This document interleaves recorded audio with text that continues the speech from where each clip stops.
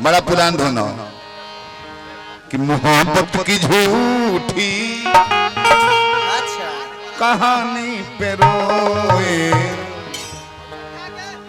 बड़ी चोट खा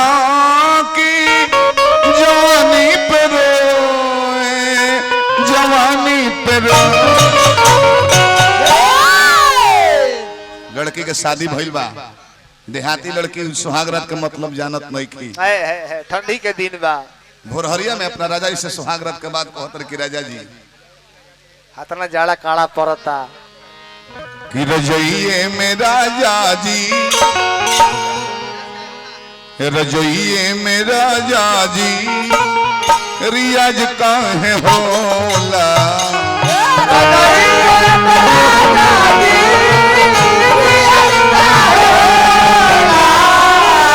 छाया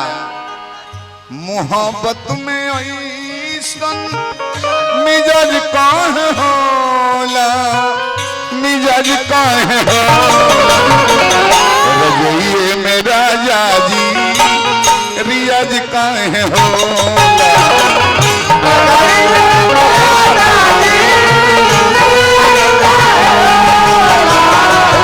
रजइये में राजा जी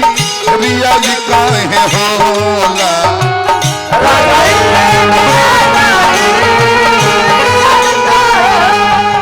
राजू गुप्ता जी जीवन बाजार से हमरा के पुरस्कार देने मान सम्मान देने भैया के बार बार प्रणाम। गुप्ता परिवार जहाँ रहे बना रहे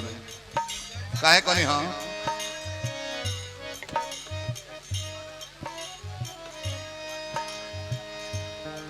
फिर से रजइये में राजा जी रियाज काहे होला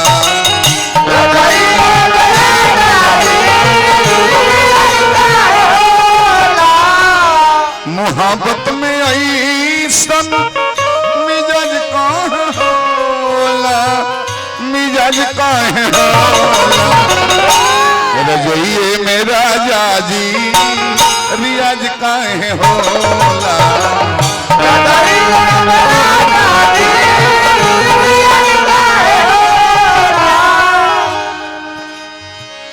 धड़क जाल दिल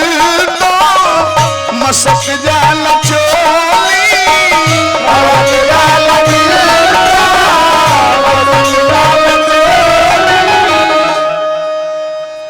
बसुरियों से बेहद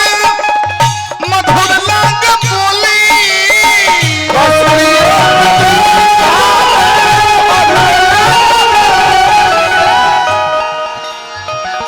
सेज पर सुरीला अमुझ को नाग होला रजइये में राजा जी रियाज काहे होला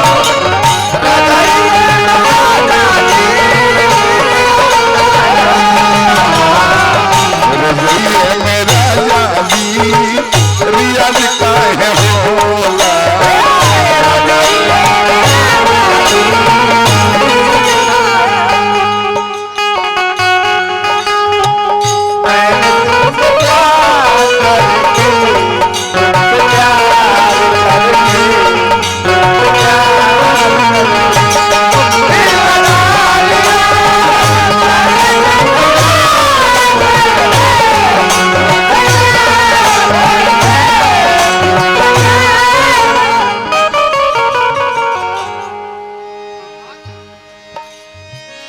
अगन ये बदन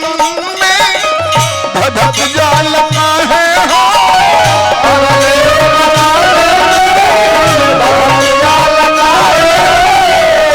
तीन ताला पर चढ़े के बा ये तो कहले बा कुंवर जी ऐसे बड़ी पुरानी गीत हमारी अगन ये बदन में धधक जाल काहे हो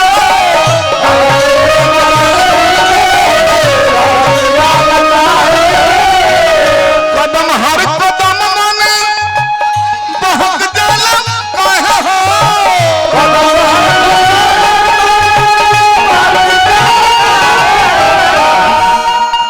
पवन झारखंडी जी बबुआ रात भर पैसा लुटौले बड़ा भगवान पद प्रतिष्ठा तहां लोग बनौले रही जितना गायक बंधु आइल बा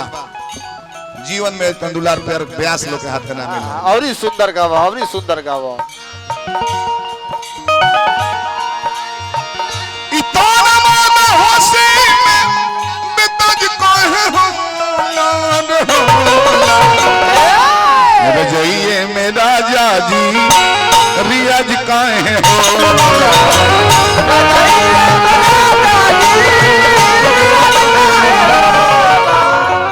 मोहब्बत में ऐसन मिजाज काहे होला, मिजाज काहे होला रजइए में राजा जी रियाज काहे होला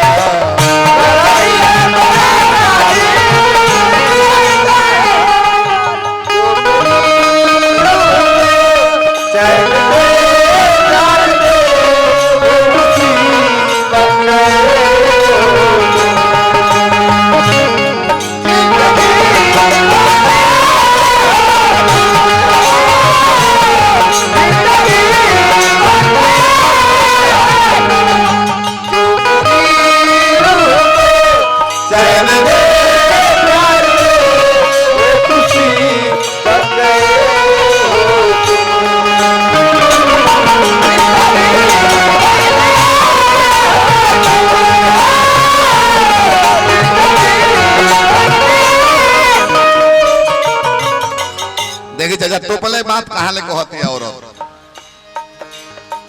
सुहागरात के दिन के बाद भोर में याद पड़ते कि राजा जी कहाँ होई हृदय विशाल जी बदल जाला चाल जी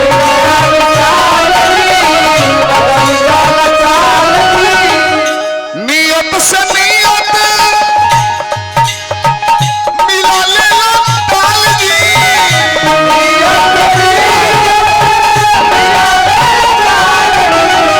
पहले लाज ना लगे, लाज कब लगेला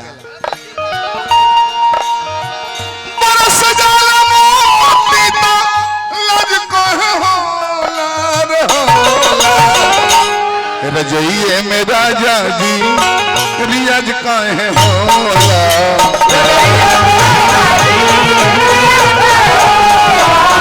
रजइए में राजा जी रियाज काहे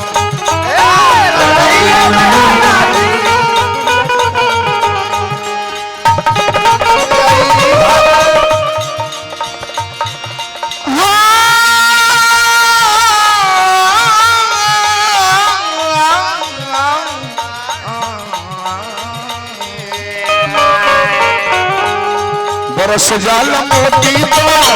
लाज काहे होला, लाज काहे होला रजइए में